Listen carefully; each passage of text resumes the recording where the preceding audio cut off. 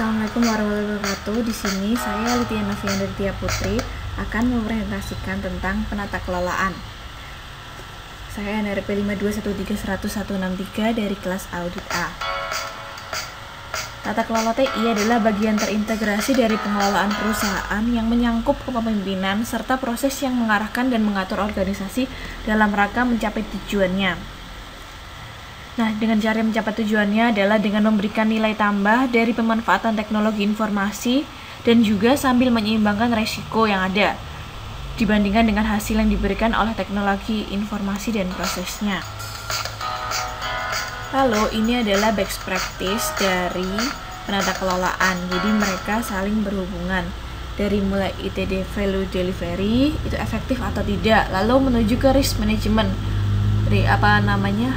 Risikonya itu apa aja, dengan hukum yang berlaku, terus dengan lingkungan sekitar, kualitas dari informasi, lalu keamanan dalam penata kelolaan itu sendiri, lalu masuk ke performance measurement, jadi pengukuran kinerjanya, lalu ketercapaiannya apa,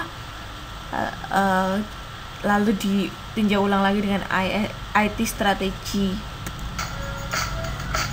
Dan juga ada komite penata kelolaan, yaitu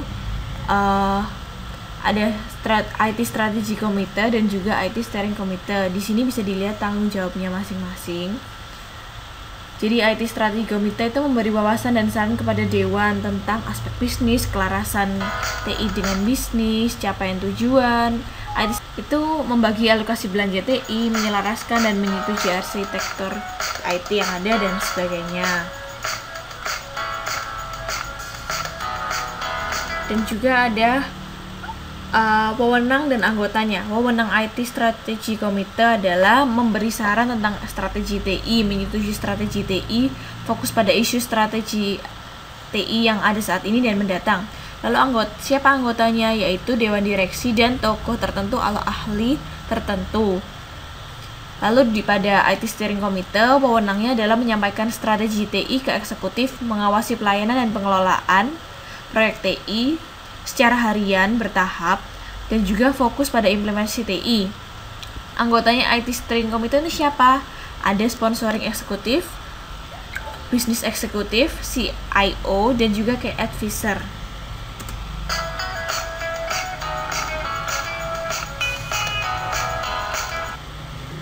Nah, ada tata kelola keamanan informasi. Apa itu? Itu adalah aktivitas yang fokus pada integrasi informasi serta layanan dan perlindungan aset informasi yang berkelanjutan. Kepentingannya adalah untuk memelihara aliansi dan interaksi dengan mitra, meningkatkan kepercayaan pelanggan, menjaga reputasi organisasi, juga memungkinkan cara baru transaksi elektronik yang lebih baik. Penanggung jawabnya siapa? Penanggung jawabnya adalah BOD atau Senior Management, Executive Management Steering Committee, dan juga Chief Information Security Officer.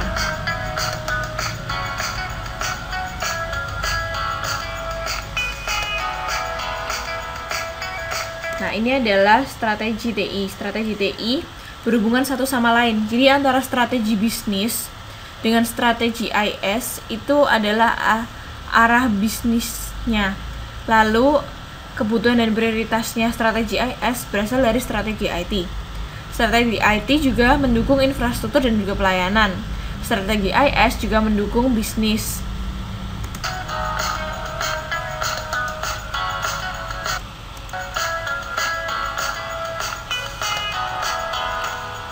Steering Committee utamanya melakukan review.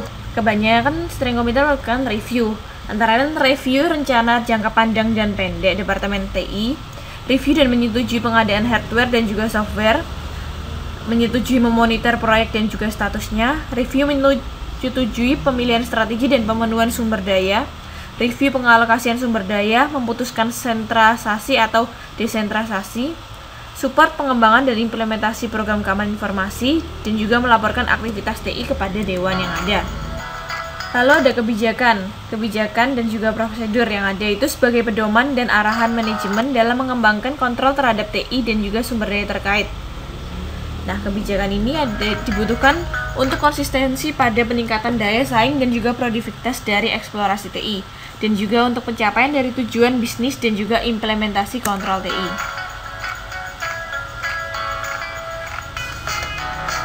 selanjutnya ada prosedur. Jadi prosedur ini harus mengimplementasi spirit dan kebijakan dari kebijakan, lalu ditulis jelas dan sederhana, dan juga menyatu padukan kontrol yang ada.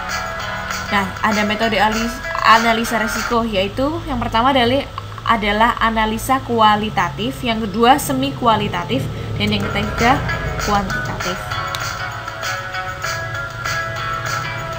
Oke, terima kasih. Mohon maaf apabila ada salah kata. Wassalamualaikum warahmatullahi wabarakatuh.